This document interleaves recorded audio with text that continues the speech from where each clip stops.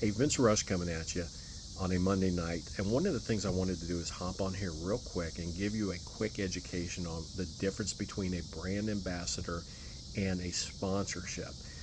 As a business owner for 30 years and 30 plus years, and somebody that does sales and leadership training for companies around the country, I get a chance to travel all over the United States, and I'd love to actually study what some of these companies do to build their brand, to take their brand to market, and how they look to saturate social media and create brand awareness. One of the common gimmicks, and it's not a scam, it's a gimmick. There is a difference.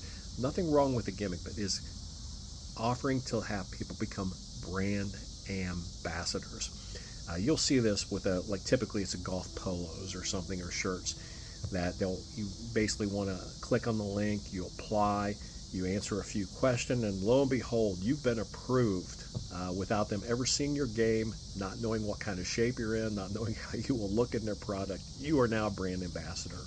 And what that does is it gives you the opportunity to purchase the product at about 15 to 20% discount over what they're selling it or presenting it as on the internet. And it's a good deal if you like the product.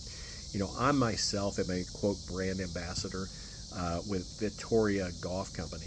They make an incredible polo shirt that I like. It's one of the nicest polo shirts I've found. It's form fitting, it's athletic cut, and I get lots of great compliments on it. Brand ambassadorships and sponsorships are two different things.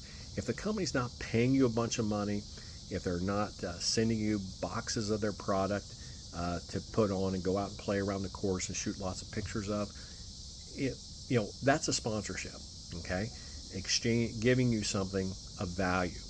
Brand ambassadorship, what they're hoping is that you'll be so proud and so excited to be a brand ambassador that you will put their link on your page, you will talk about their product, and you'll go become the you would just become a salesperson for their product. Now, there's absolutely nothing wrong with that. That is totally legal. It's totally a framework, as long as you understand what you're getting into.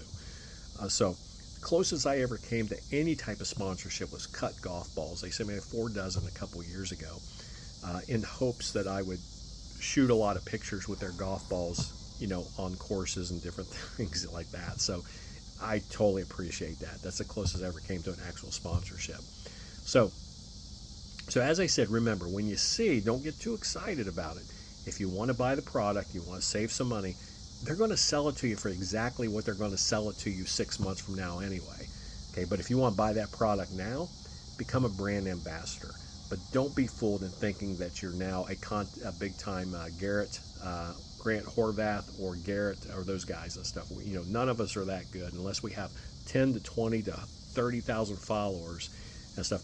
We don't carry that big of a social media footprint. So hope that helps. Hope that makes some sense, and I hope you got something out of it.